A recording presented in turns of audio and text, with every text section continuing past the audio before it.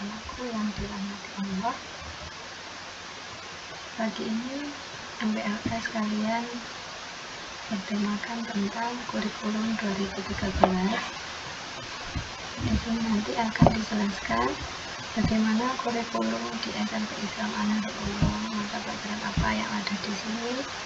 Tapi sebelumnya perkenalkan dulu, nama saya adalah Amanah dan di An-Nahdlatul Ulum itu mengajar matematika dan mendapat tugas tambahan yaitu wakil kurikulum.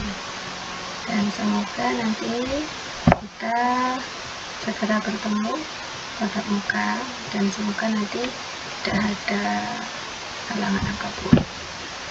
Selanjutnya mungkin kalian di rumah bertanya-tanya, pelajaran apa ya yang akan dipelajari di SMP Islam An-Nahdlatul Ulum. Nah, di sini Ibu akan jelaskan di kurikulum 2013 nanti sedikit berbeda ketika kalian berada di SD atau MI. Kalau di SD pelajaran kalian berupa tematik ya. Nah, kalau di SMP itu nanti kalian ada dua kelompok mata pelajaran. Kelompok yang A itu terdiri dari mata pelajaran PAI, PKN, Bahasa Indonesia, Matematika, IPA, IPS, dan Bahasa Inggris. Sedangkan kelompok B itu ada 6 mata pelajaran di SMP kita, yaitu ada seni budaya, PJOK atau olahraga ya, ada juga prakarya, bahasa Jawa, bahasa Arab, dan TIK. Untuk bahasa Arab sendiri sebenarnya di SMP itu tidak ada kurikulum, hanya saja ketika di SMP An-Nahdlatul itu kita tambah dengan bahasa Arab untuk lebih memahami tentang bahasa dari kitab suci kita Al-Quran, dan itu nanti juga sebagai bekal kalian dalam menuntut ilmu agama.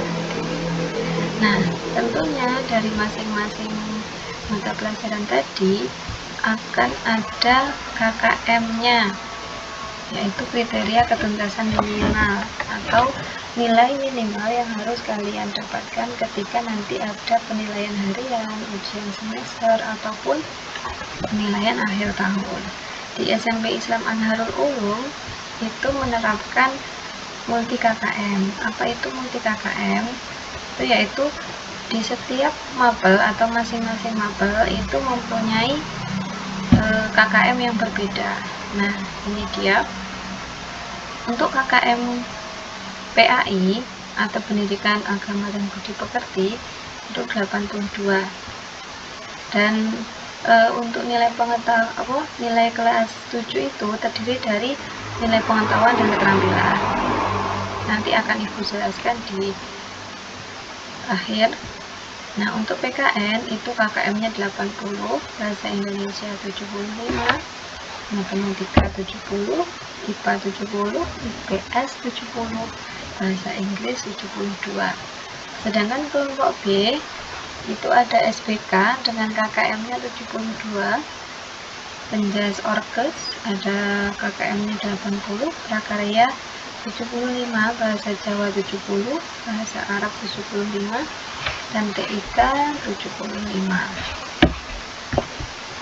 Nah, ketika di kurikulum 2013 itu ada langkah-langkah utamanya. Yang pertama, tahapannya adalah kegiatan pendahuluan, yang kedua ada kegiatan inti, dan yang ketiga adalah penutup. Nah, untuk mengetahui apa itu di kegiatan pendahuluan itu ada apa saja, kegiatan inti ada apa saja, di penutup itu ada apa saja, kita lanjut ke slide selanjutnya. Di tahapan pembelajaran K13 di kegiatan pendahuluan itu terdiri dari 3 poin. Yang pertama, kondisikan suasana belajar, di mana suasana belajarnya harus sudah siap menerima pelajaran. Dan yang kedua, ada kompetensi yang akan diajarkan. Jadi nanti Bapak Ibu guru akan menyampaikan kompetensi apa yang akan kalian dapatkan ketika mempelajari materi tersebut. Yang ketiga, lingkup dan teknik penilaian yang digunakan. Tentunya Bapak Ibu guru nanti juga akan menerangkan teknik penilaian yang akan digunakan di mata pelajaran tersebut. Nah, yang kedua, kegiatan inti. Di kegiatan inti nanti ada beberapa tahapan. Yang pertama ada mengamati. Nah, tentunya agar kegiatan lebih menarik, kalian pasti ketika nanti ada misalkan pelajaran IPA, nanti ada kalian disuruh mengamati tumbuhan seperti yang ada di gambar tersebut. Ketika di mata pelajaran IPS, kalian disuruh untuk mengamati globe atau peta dari suatu wilayah. Yang selanjutnya yaitu menanya. Setelah kalian mengamati dan ada kalian ada yang perlu ditanyakan, nanti kalian harus berani bertanya agar pengetahuan kalian lebih besar lagi, lebih banyak pemahaman kalian. Selanjutnya, setelah kalian tadi mengamati terus menanya, kalian juga harus mencari informasi dari yang kamu amatin tadi, terus dicari informasi yang ada di buku atau di pelajaran IPA bisa dengan kalian mencoba atau praktek.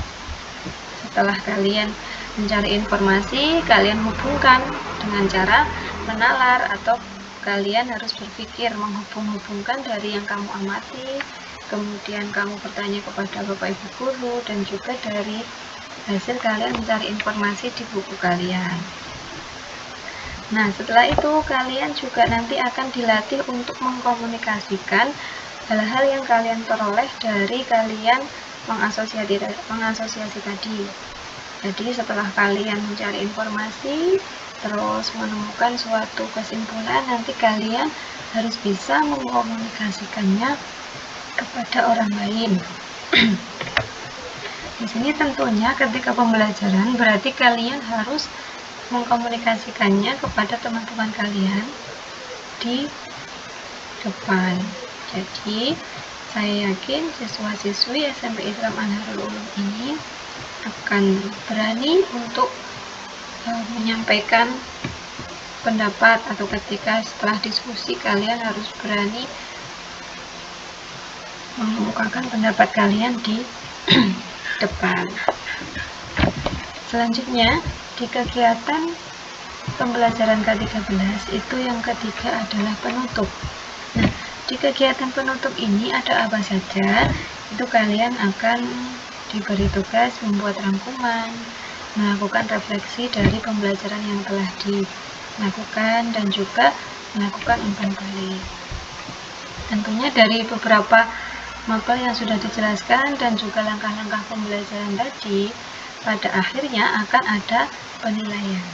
Nah, aspek yang akan dinilai itu apa saja? Nah, dari sisi pengetahuan nanti akan ada 3, ada aspek pengetahuan, keterampilan, dan juga sikap. Nah, yang pertama, di aspek pengetahuan, teknik penilaiannya itu biasanya Bapak Ibu guru ada penilaian tertulis, penilaian lisan, dan penugasan. Biasanya untuk ujian tulis itu juga ada kegiatan tengah semester, ada juga penilaian akhir semester, ada juga penilaian akhir tahun. Nah, untuk aspek keterampilan, nanti teknik penilaiannya ada 4. Yang pertama ada proyek, yang kedua ada praktek, yang ketiga portofolio, yang keempat adalah produk. Jadi ketika penilaiannya berupa proyek, berarti kalian nanti oleh Bapak Ibu guru diberikan suatu proyek yang harus kalian kerjakan. Misalkan akan ada purnawiyata, kemudian kalian seolah-olah menjadi panitia penyelenggaranya. Itu berarti sebuah proyek kalian harus bisa merencanakan apa-apa saja yang dibutuhkan, dirancang lah istilahnya. Kemudian yang kedua, penilaian praktek. Penilaian praktek ini misalkan di mata pelajaran SBK kalian disuruh untuk praktek menggambar atau praktek membuat komik atau karikatur. Di portofolio ini berarti kumpulan dari semua tugas-tugas yang diberikan oleh Bapak Ibu guru, misalkan di mata pelajaran matematika. Nah, ketika pembelajaran seperti biasa, kalian diberi tugas sama ibu guru, disuruh untuk mengumpulkan semua tugas-tugasnya. Nah, kumpulan dari tugas-tugasnya itu nanti dikumpulkan jadi satu dan dibendel nanti jadi portofolio.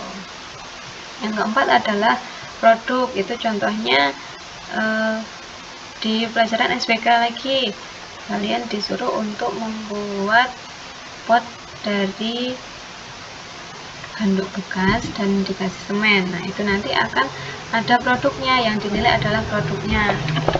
Itu kalau dari aspek keterampilan. Lanjut ke aspek sikap dan perilaku.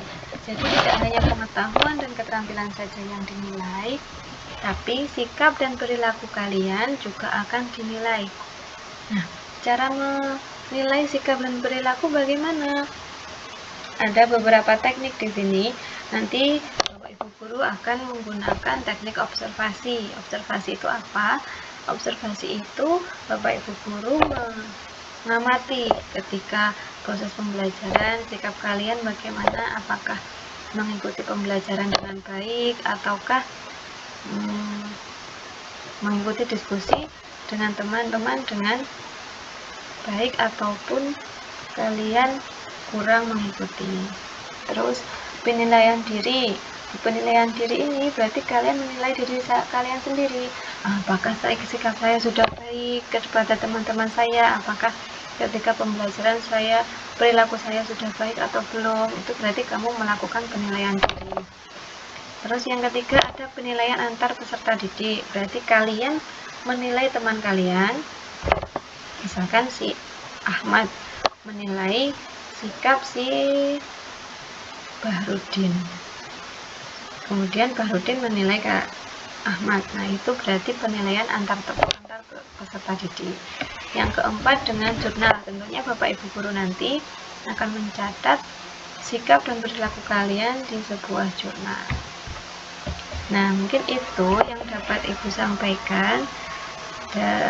Pesan dari Ibu, tetap semangat belajar meskipun kita masih dalam kondisi pandemi, dan semoga kita akan bisa bertemu kembali secara tatap muka. Siap ya? Mungkin itu dari Bu Umi. Apabila ada salah-salah kata, Umi mohon maaf. Wassalamualaikum warahmatullahi wabarakatuh.